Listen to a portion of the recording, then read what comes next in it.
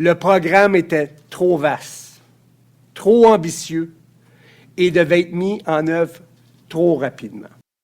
Denis Gallant from the Gallant Commission releasing his report yesterday, a snippet there.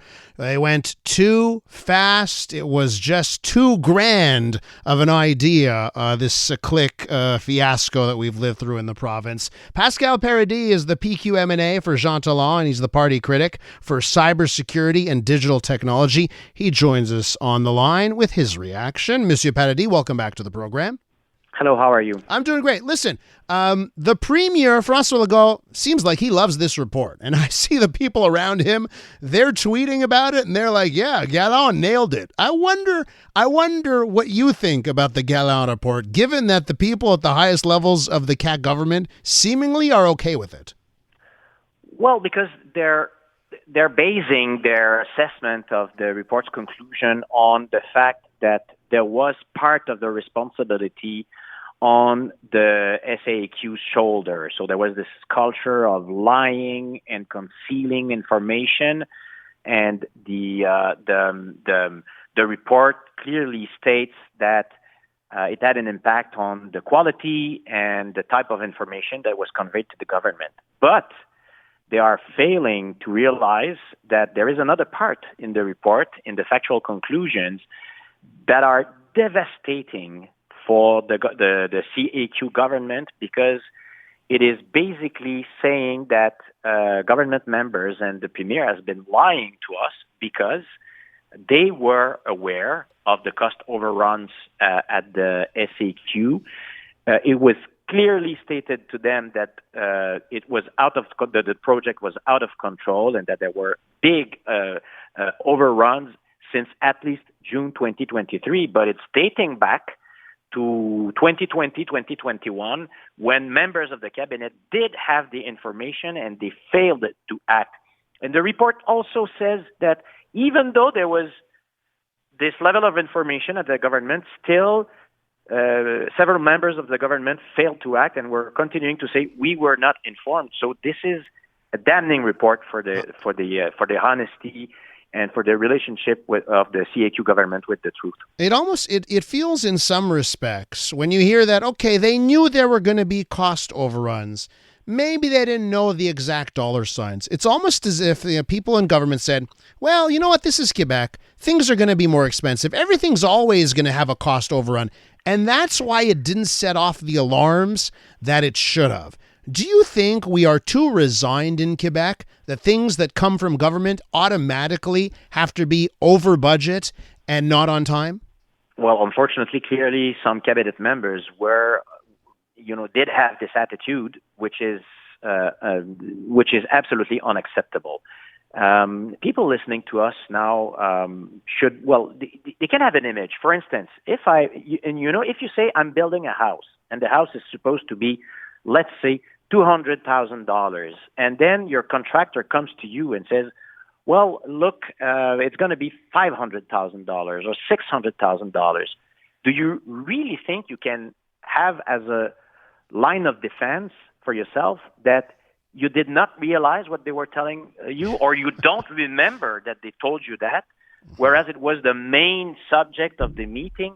This is totally unacceptable, because this is hard-earned money by Quebec's taxpayers, and it's been wasted. So it's $500 million that was wasted, and cabinet members did have the information. The report clearly states that. It's not like, I'm not sure. The report analyzes for dozens and dozens of pages the testimonies, and then he concludes that cabinet members did have the information as soon as 2020, 2021. It was time to act. So given all that, are you happy with Denis Gallant's final recommendations? The recommendations are good, and people listening to us should know that there is hope, because there are some solutions that are proposed in the recommendations, and they are quite converging with our proposals at the PQ, because we didn't wait for the report to be released. We said, well, we need different rules for what kind of information is conveyed to the government, in what form, What kind of competence do you need to be on the board of directors of these of the SAAQ and other parapublic institutions, but also to clearly state that something still exists in Quebec, and that's called ministerial responsibility. So you need competent ministers that do act swiftly, diligently when the information is conveyed to us. So once again, I do realize that part of the responsibility lies within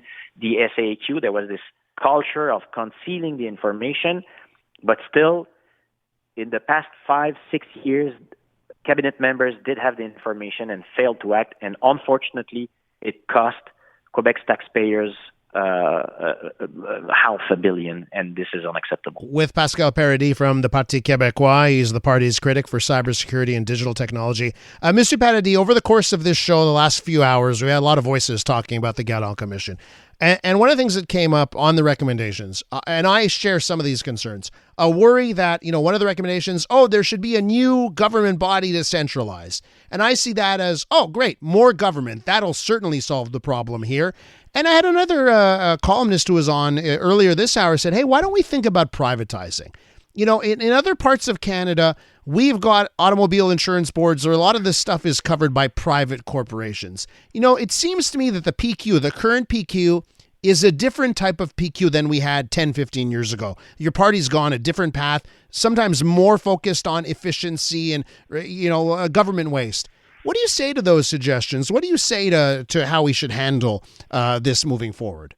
Very interesting contextualization of what the report says about that. So it might be, and you're right that the PQ is really now focused on having more efficient processes within the public sector, that we can mainstream some things, and we have a very pragmatic view, because what we want to have are good public services really delivered to the people who need it. So this is a really pragmatic view of a functioning social democracy. So it might look counterintuitive to say, okay, we may need to rebuild some internal capacity, but that's basically one of the main recommendations of the report. And many experts say that this does not exclude having part of the job being done by the private sector, but if you don't have the competence within a unit dedicated to that, you will not be able to follow, you will not be able to control, you will not be able to monitor, you will not be able to understand the information conveyed to us and see what's coming if you're going straight into the wall, which is what happened with the SAAQ scandal. So you need internal expertise, and we lost it. And we thought also that these kind of huge projects could be managed by each minister, by each parapublic institution, such as the SAAQ. But look at this. The SAAQ is there to manage automobile concerns and automobile questions. They are not experts in managing this type of huge digital transformation project. Same thing in the health sector. Same thing in the education system. So basically what the report is saying, and we agree to that, to manage this type of contract, part of which can be with the private sector, but basically we need to have the internal expertise, which we didn't have, and we paid dearly for that. Last question here, and the Premier, François Legault, he touched on this yesterday, that they're looking at legal consequences for people who lied to the government. Do you think that some people should go to jail for this boondoggle? Well, this is a question that must be asked, and this must be the evaluation and assessment of the situation by the Attorney General. So we must be very careful, not saying this is not the political part, saying, hey, Attorney General, go after these guys. They must have their own assessment saying, okay, we have a chance. There might be criminal or civil liability involved here, which the report doesn't go there because it was not the mandate of the commission. But still, there is a clear assessment of who did that in the report. So the Attorney General should definitely look at this. We have to look at what is the possibility to to establish liability or to, see part of the money that was wasted, because you must look at the responsibility of those who lied, but also the private companies involved and so on. So this is for the part of the SAAQ side of things.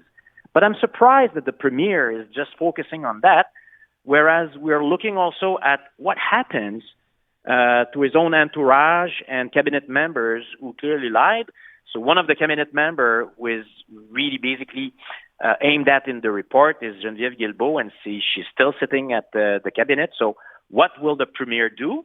And what will Bernard Drinville and Christine Fréchette, who are in the leadership race, what do they think about this? So tomorrow, if they become Premier, what will they do about this? So this is part also of having responsibility, ministerial responsibility. Mr. Paradis, I got to leave it there. Thanks for coming on today. Appreciate it. Thank you so much. Bye now. That's Pascal Paradis. He's the party's, the PQ's critic for cybersecurity and digital technology. I'm Dylan Playfair. And I'm Tyler Smith. We're putting loneliness in the penalty box by talking to some of our favorite athletes about the importance of friendship. This is Bromance. Bromance is brought to you by Charm Diamond Centers, proudly Canadian-owned and operated. Charm has been part of your love stories and bromances for over 50 years. And you can find Bromance on the iHeartRadio network or wherever you get your podcasts.